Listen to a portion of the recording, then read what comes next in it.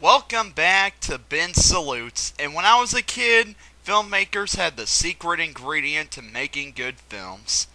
Today, I'm saluting one of, if not my all-time favorite director, Tim Burton.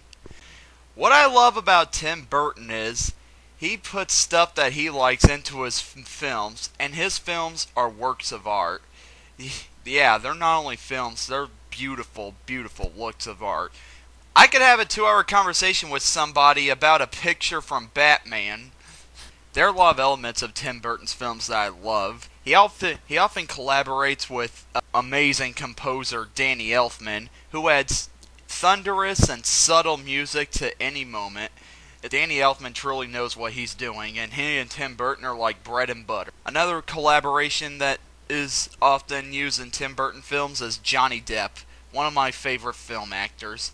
Johnny Depp can play any role perfectly. He mostly plays characters that are young at heart or just have a weird personality. But it really shocks me when Johnny Depp plays a nonchalant character in a Tim Burton movie, because that's not usually what he's good at. Another element of Tim Burton's films is his dark comedy.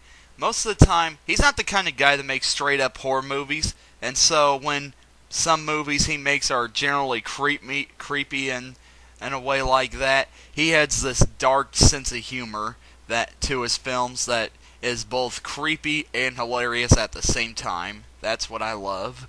What can I say about Tim Burton that hasn't been said by others? He's just a master at his work, and I truly, truly love his movies. Since I truly, truly love his movies, how about I review every Tim Burton film that I've seen? Let's start off with his short film, Vincent. An amazing, amazing short film with beautiful animation and great gothic atmosphere. And I love it because I'm a fan of Edgar Allan Poe, so it's got a special place in my heart. Moving on to his feature film debut, Pee-wee's Big Adventure. I love Pee Wee Herman, so Pee Wee getting his own movie was awesome. But not only did Pee Wee get his own movie, Tim Burton also got his own movie, and Tim Burton and Pee Wee Herman also go together pretty well, because Pee Wee's childlike innocence and his wacky sense of mind go together with Tim Burton's imagery and visionary. Pee Wee's Big Adventure gets a 5 out of 5. Then we move on to Beetlejuice, one of my favorite comedies ever. Not only is it a comedy, it's a horror comedy, and a really, really good one at that.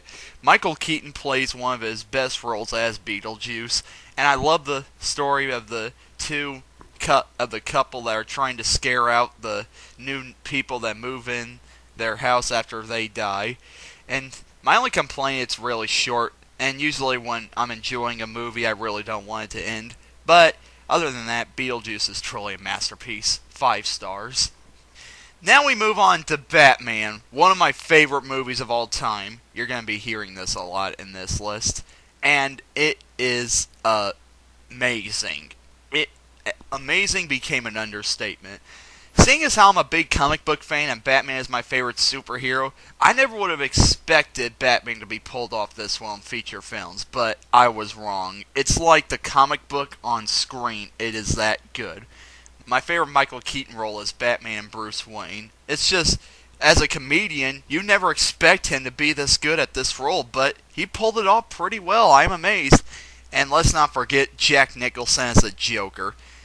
I may get hate mail for this, but I don't care. Jack Nicholson is my favorite live-action Joker. He is just hilarious, and he just has a sick sense of humor that I absolutely love, and adds a lot of insanity to the character that I love to see. And it was pretty cool to see who the Joker was before he became the Joker, so that's what I like about this movie. What hasn't been said about Batman that hasn't already been said, other than the fact it is amazing. And amazing just became an understatement. Batman, I love you. 6 stars out of 5. Then we move on to Edward Scissorhands, another one of my favorite movies. This is when Tim Burton started doing his Outcasts of Society. This is about a guy who has scissors for hands that tries to live a normal life in a neighborhood when he's adopted by a mother, by a by an insurance salesman, and it's just pulled off so well. Edward becomes loved by everybody in the neighborhood, and he becomes a valued person, and you can really feel his emotion and stuff like that. Not to mention Vincent Price gives one of his best and saddest roles ever. It turned out to be his last, and Vincent Price is one of my favorite horror movie icons. It's my favorite movie that Winona Ryder's in, because she pulls off a great romance between her and Edward, and it truly is a work of art. 5 stars out of 5. Now we move on to Batman Returns, which is one of the few sequels that lives up to the original, at least in my opinion. Tim Burton was given more creative reign to do whatever he wants on this movie. That's why it feels more like a movie of his than a Batman movie. But I don't care. It's still pulled off very well. I love the Penguin, and I love Catwoman, and I just love how sympathetic that the Penguin he gets. He tries to fit into society, and then people start to hate him. You can't help but to feel sorry for him. Not to mention the part where he just bites the guy's nose out of nowhere. That had me dying of laughter the first time I saw it. Yeah, I'm a sick person, I know. But anyway, yeah. And Michael Keaton is also doing well. Michael Keaton also returns as Batman and does a heck of a good job as he did in the first one. And I love the romance between Selena Kyle and Bruce Wayne as it gets pushed. Anyway, Batman Returns is a worthy sequel that truly deserves more praise than it gets. 5 out of 5.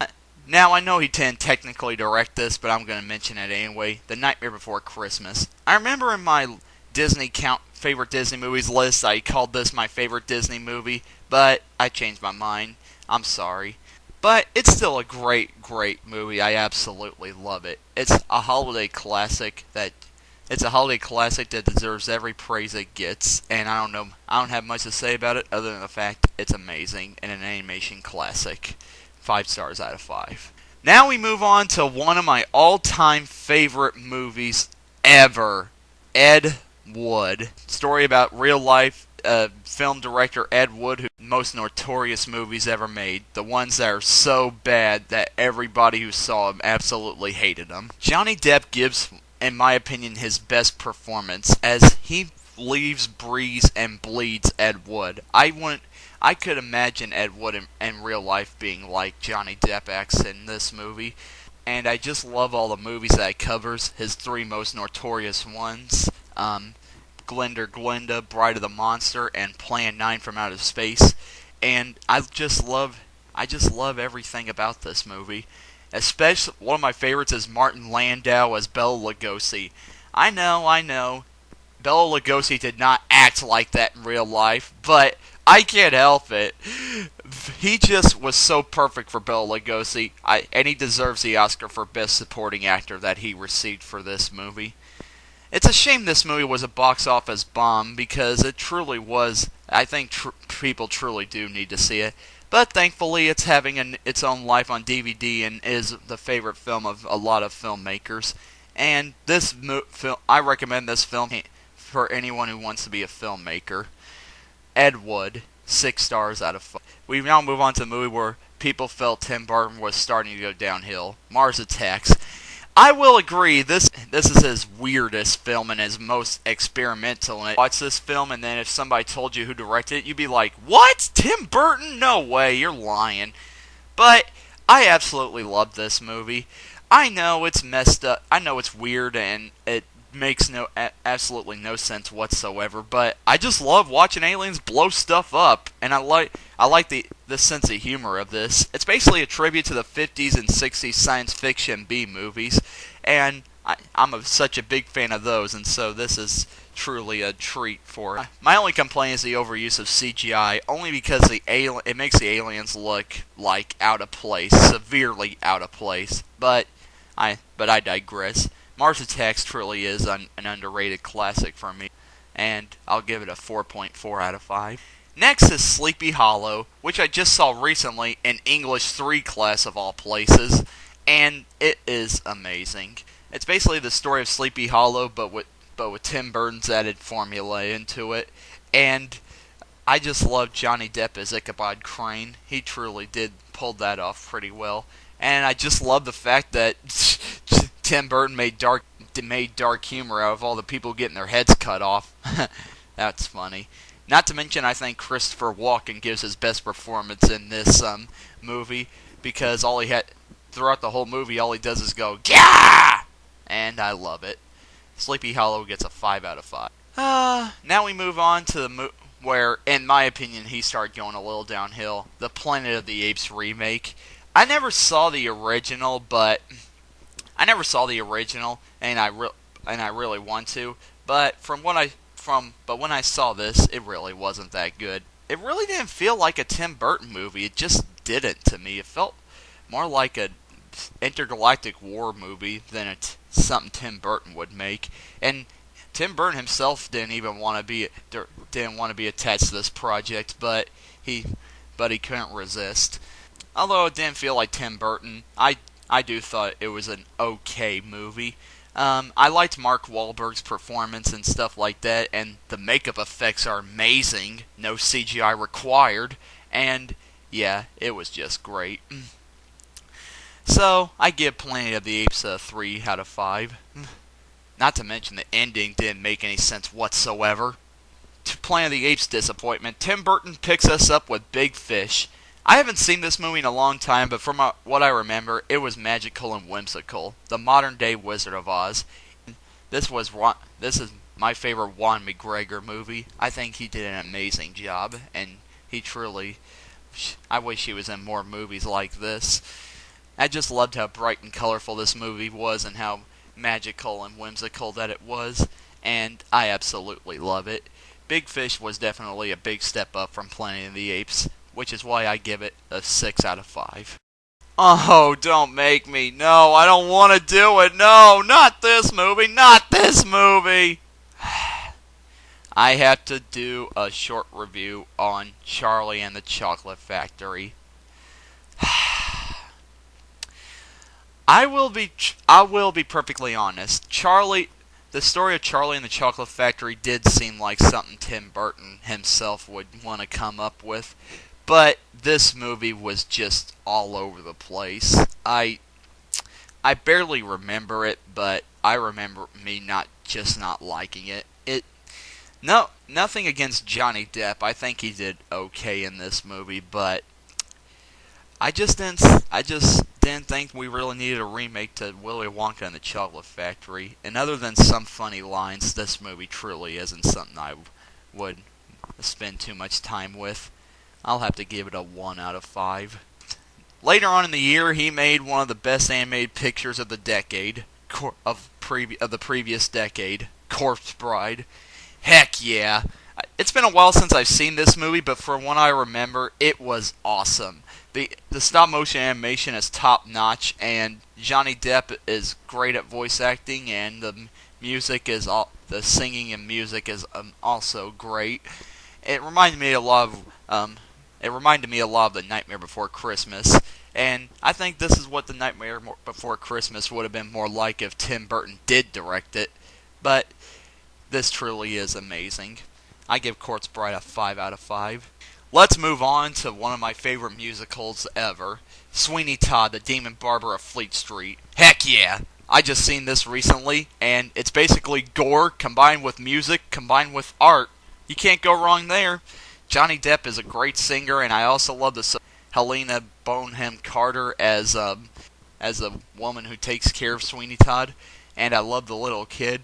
And I love Alan Rickman as a judge. Any role Alan Rickman plays, I'm going to like. So yeah, Sweeney Todd is definitely awesome, and I highly recommend it to anybody who likes gore, music, or Tim Burton himself. I'll give it a 5 out of 5. Next, we move on to Alice in Wonderland, which I haven't seen. Though from the previews it looks pretty, but it doesn't look like something Tim Burton would be involved with. So I'll rent it eventually when it gets in the cheap section, but it remains to be seen if I'll like it or not. So there's my salute on Tim Burton. And as an added bonus, let's look at some of the future projects he's going to be involved with. Dark Shadows, which is going to be wicked, but it's going to tell the story about the Sleeping Beauty villain Maleficent. Frankenweenie feature film. And Monster Apocalypse. I'm Ben, and I'm signing out.